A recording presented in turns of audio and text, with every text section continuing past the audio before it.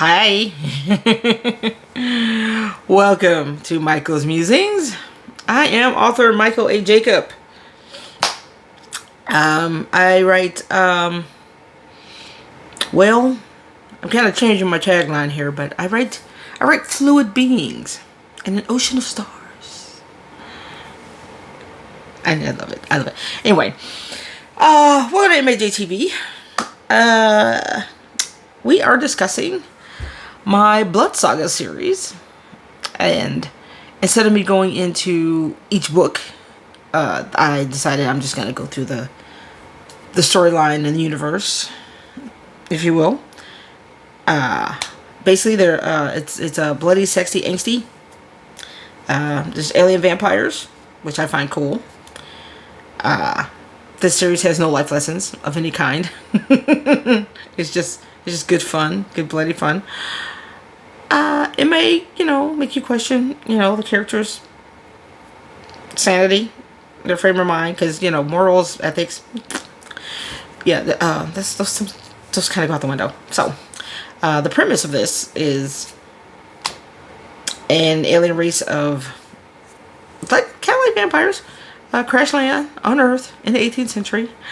They encounter our vampires, and they find them weak and inferior, and so they get rid of most of them and take over the covens, because it's what you do. So I talked about that a little bit in the war that was coming, the last one, and now we're diving into each coven, because on that home world, Salaxa, they are the children of the top 7 merchants. And some things happen, the Emperor goes insane, and they have to leave. Well, their parents are left behind. They send all their children out. So here we have the new vampire coven leaders are these children who are, well, they're about, between about 150, 200 years old, give or take. Their aging system is different. Like, a teenager is like a 50-year-old. That's in their, because they're aliens. They age differently. So adulthood is like 100 years old. 100 years old, you're an adult. They have the adulthood rites ceremony, the whole 9 yards. Anyway, I'm getting out of the ways here. So these videos are short and sweet, to the point. This is book 1, Blood Doctrine. So it starts on Earth, and by the 3rd book, we're back on their home world. Yeah, it's not quite sustainable on Earth after a while. So as I'm moving through the timeline, going through the whole story universe, I'm not going to dive too deep. I'm trying to avoid just getting bogged down in a bunch of details. So, with that said, we are going to the second coven, which I said I'm going in alphabetical order. So the first one was Ambrook / Strana. This one is the DeLuce coven, which was taken over by a Jaubro. Now, the DeLuce Coven is run by Queen Arena. And that particular coven now has, in present day, has a monopoly on textiles out of the European sector. The European sector. Of course, she killed the previous queen and positioned like her cousins who came with her to seize all of like the company assets. So she like straight took over. Eterina is her real name. Eterina Jaubro. And the Jaubros are like the top merchants on Salaxa. They hold contracts across about I think 3 solar systems, if I remember correctly. Their revenue surpasses all the other clans, and their rank as top dog. still stands after like over half a millennium. They're like, you know, like the past like 600 years, they've been like the ones. So, as Serena learned, of course, to be ruthless. You know, she flaunts her power every chance she gets because after observing how women are treated in business on Earth, she's not having it. No man can best her in her eyes. You know, so when you know, they've been on Earth for a while, and they start doing this, they suggest like a breeding lottery to grow their numbers, you know, grow their bloodline on Earth, because they don't think they're ever going to get back to their homeworld. I mean, because, you know, they crash land, they're stuck. So like, we might as well make the best of it. And she's like, she's like, I'm not doing that. Even though her mother approved one of the other leaders that took over Coven, Tavalo, as her mate, she was still like, nope, and she's not accepting him. And then, you know, because there's only two female leaders out of this group. You know, of the 7, there's 2 and there's 5 guys. And she's like, no, I'm not sleeping with all of you douchebags. I'm not doing it. And, you know, so she does, you know, eventually, you know, meet with Tavalo. And then instead of her meeting with one of the other dudes, she like basically rebels and finds one of his cousins. It's a hot mess. Like I said, she's just kind of like, yeah, I'm not conforming to that whole, like, you know, breeding lottery thing, whatever it is. So her oldest son with Tavalo is Tervan.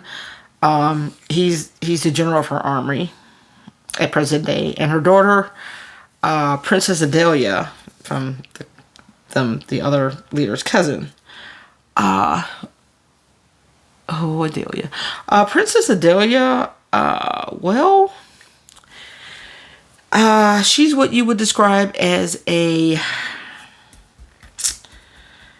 twin-tailed psycho goth lolly. Yes. She wears long blonde pigtails and lots of buckled leather stuff. She's kind of sadistic. She's constantly hunting for prey in the city. It infuriates her mother, Eterina, because it's like, you know, like she like snatches like a governor's son, you know, during a party, and like they find her like in the room, got him tied up. She's like got a knife, and this is like, oh Lord, you know, she's like bloodletting him. It's like, oh my God. So she's a riot. She's something else, you know. And don't get it twisted. Princess Adelia is she's quite strong. She's quite she's kind of a warrior. You know, she will fight. She will fight you to the death. And usually yours. She usually wins the fight.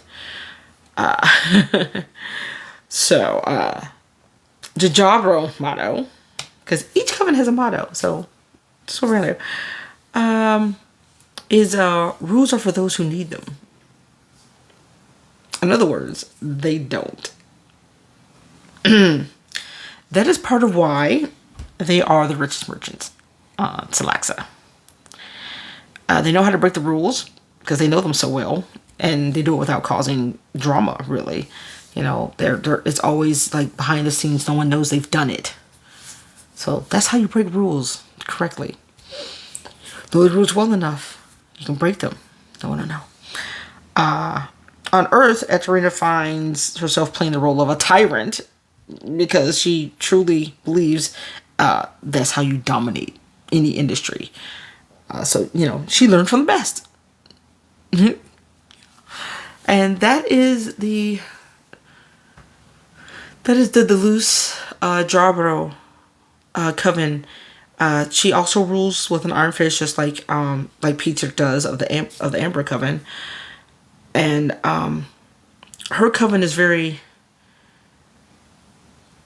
I guess it's dark. It's very vampiric. Lots of like her throne is like black. You know, there's like red carpet. You know, it's almost similar. It's almost similar to Ambrook. A lot of red, a lot of black. You know, and her also being, you know, this tall, blonde, beautiful, you know, being. You know, it's kind of intimidating. So yeah, so yeah, we're getting through the blondes. They're the first ones. Anyway, that's it for now. You know, if you like short and sweet debates, because I do, and you like this so far, hit the like button. And if you want to see more of these, of course, subscribe. I do have more. I have videos for Curve of Humanity, and then I also have some for my core series. And just so you know, book 3 of the Blood Saga is now in print. There it is. Blood Dissension. Get my finger off there. And it will be up on the website shortly. I'm re-uploading the covers, getting it recentered. So if you want to know more about my work, you can always go on my website, which is majacobauthor.com. And if you want to buy my books direct, you can go to michaelajacob.com. The links for those are going to be in the description below. I also have a Patreon, and I also have a Discord. So you can always chat me up on Discord. And if you become a patron, I think the second or third tier, you get the link to the Discord as well. So yeah, so there's that. Of course, you know, this video, it is not monetized. So if you would like to throw some change my way for some pumpkin spice lattes and webtoon subscriptions, that'd be awesome. The next video, we are going to go with Durante. Yeah.